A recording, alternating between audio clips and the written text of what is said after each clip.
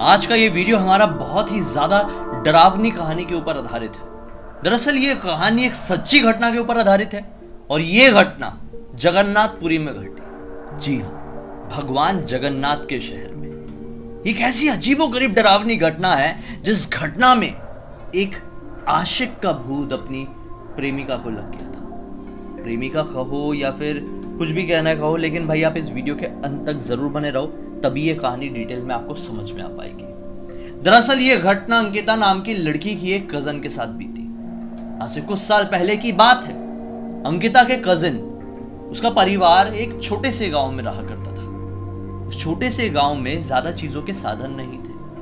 अंकिता की जो कजिन थी वो अपने घर से बाहर निकलकर एक बड़े शहर में पढ़ाई की थी।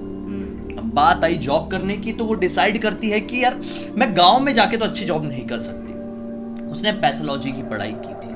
कौन सा कोर्स होता है इतना डिटेल में मुझे तो नहीं पता, लेकिन पैथोलॉजी वाला कोर्स था।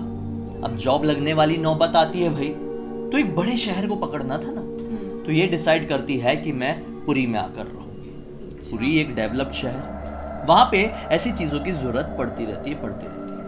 तो ये यहाँ पर ना एक रेंट का रूम लेकर शिफ्ट हो जाती है। हाल फिलहाल में ही पढ़ाई खत्म हुई थी, तो बहुत इनकम शुरू नहीं हुई थी, इसलिए छोटा घर ले लेती है रेंट पे। क्यों पुरी ही आती है? क्योंकि पुरी में इसके रिलेटिव्स थे पहले से, अंकिता का परिवार था पहले से। रहते रहते कुछ दिन बीत जाते हैं और अब तक सब कुछ अच्छे से कट रहा था। इसके बहुत दोस्त भी थे। इसका नाम हम क्या रख देते हैं? आकांक्षा रख देते हैं। आकांक्षा के बहुत दोस्त भी थे, जिसे कॉलेज टाइम में बने थे। सबसे बातचीत भी होती रहती थी। एक दिन की बात है, इनके घर का गेट टुगेदर होता है। आकांक्षा के परिवार वाले तो यहाँ पर नहीं आ पाते हैं, लेकिन अंकिता के परिवार वाले सब लोग ऐसे इकट्ठे होते हैं। कजिन वजिन लोग सब मिलते हैं। बैठ के ये लोग रात के टाइम डिनर के बाद मस्त बातचीत कर ही रहे थे कि अचानक से आकांक्षा के मोबाइल में एक फोन आता है। ये फोन उठाती है और एक जोर से चीखती है। सब लोग घबरा जाते हैं कि अभी तक तो नॉर्मल थी, नॉर्मली किसी का फोन आया, अच्छे से बात की, ऐसा क्या हो गया। पता चलता है कि पुरी से थोड़ी दूरी पर एक ब्रिज है, जिस ब्रिज के ऊपर से एक बस गुजर रही थी। वो बस अचानक से उस ब्रिज के टूटने से नीचे गिर गई, जिस वजह से उस बस में काफी सारे सवार लोग ऑन द स्पॉट मर गए। कुछ लोग बुरी तरह से घायल हुए और बहुत ही कम लोगों की जान बच पाई।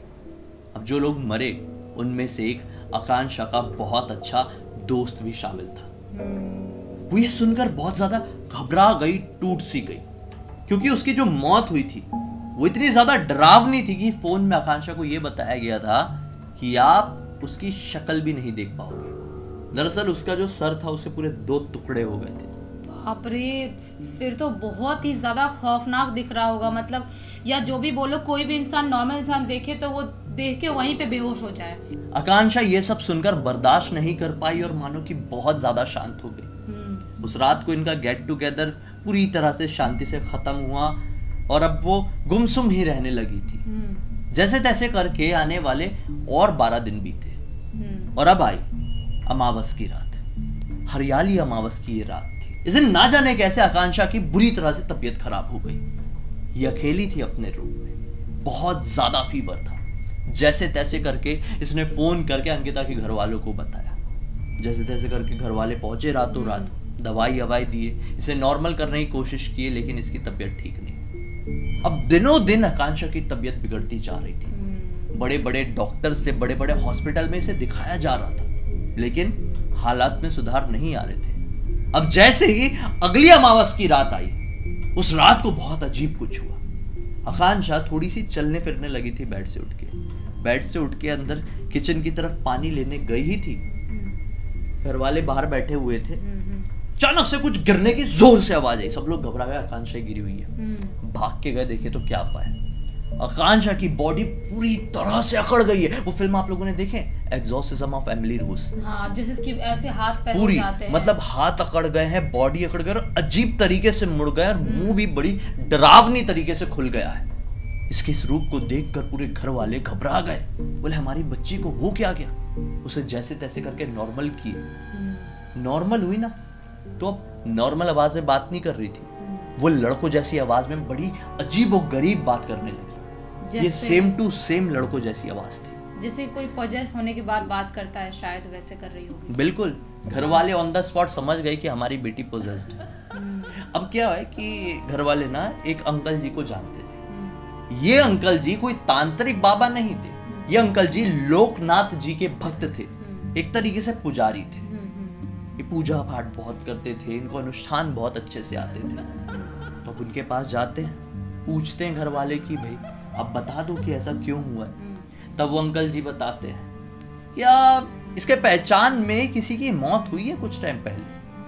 किसी को कुछ मालूम नहीं था, लेकिन अंकिता उस दिन साथ में बैठी हुई थी जब इसको फोन आया था। अंकिता बोलती है हाँ इसके एक फ्रेंड की मौत हुई ऐसे ऐसे एक्सीडेंट में। अंकल जी तुरंत कहते हैं कि जिस किसी की भी मौत हुई है ना, वो इसका नॉर्मल दोस्त नहीं था।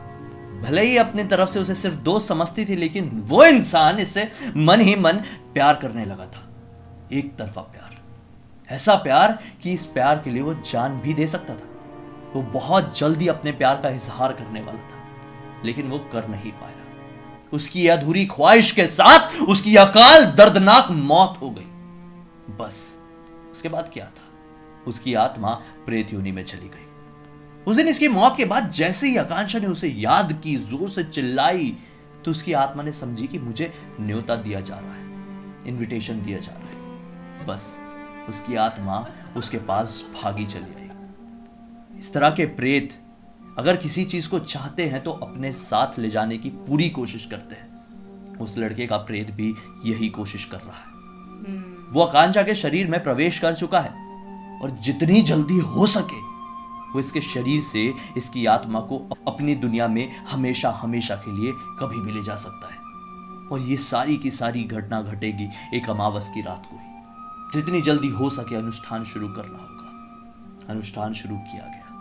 महामृत्युंजय से रिलेटेड बहुत सारे पूजा पाठ किए गए। धीरे धीरे करके दिन ऐसे आने लगे कि इसकी तबीयत में सुधार तो आ रहा था, लेकिन अनुष्ठान में अड़चनें बहुत बढ़ रही थी। ये कभी किसी चीज को सफल तरीके से होने ही नहीं देती थी। इसका स्वभाव बहुत ज्यादा उग्र हो चुका था, बहुत ज्यादा गुस्से वाली हो चुकी थी। अनुष्ठान की बात, पूजा पाठ की बात आती थी तो सब कुछ तोड़ फोड़ देती थी और दूसरे लोगों को शारीरिक नुकसान पहुंचा देती थी, मतलब मार देती थी बुरी तरह से। देखा जाए तो वो नुकसान नहीं पहुंचा रही थी, उसके अंदर छुपी हुई जो आत्मा थी वो सब कुछ कर रही थी, क्योंकि वो नहीं चाहती थी कि ये सारे पूजा अनुष्ठान कुछ भी हो, क्योंकि वो बर्दाश्त नहीं कर पा रही थी ना, उससे सहन नहीं हो रहा था पॉजिटिव चीज। अब आखिरकार काफी कोशिश करने के बाद लगभग 1 महीने बाद वो दिन आ गया कि इसके शरीर से उस लड़के की आत्मा को बाहर निकाला गया। माना जाता है कि वो अंकल जी ने उस लड़के की आत्मा से लिटरली बात भी की और अंकल जी को क्लियर पता चला कि वो सही में प्रेत योनि में था और इसको अपने साथ ले जाना चाहता था। वक्त रहते इन्होंने सही कदम उठाया, सही इंसान के पास पहुंचे और कोई तंत्र विद्या की मदद से नहीं, एक अच्छी खासे अनुष्ठान की मदद से इसके शरीर से एक बुरी आत्मा को निकाला गया। आज इस घटना को कुछ साल बीत चुके हैं, लेकिन आज भी जब भी वो परिवार के लोग या फिर आकांक्षा याद करती है तो उनकी रूह तक कांप जाती है, क्योंकि थी ही इतनी अजीबोगरीब घटना। आज किस्मत अच्छी है कि आकांक्षा के साथ सब कुछ अच्छा है, किसी तरह की कोई परेशानी नहीं है, और अब यही कामना करेंगे कि इनके परिवार के साथ हमेशा इसी तरह से खुशहाली बनी रहे। खैर, आपका क्या कहना है इस वीडियो के बारे में, इस घटना के बारे में, कमेंट सेक्शन में जरूर बताइए।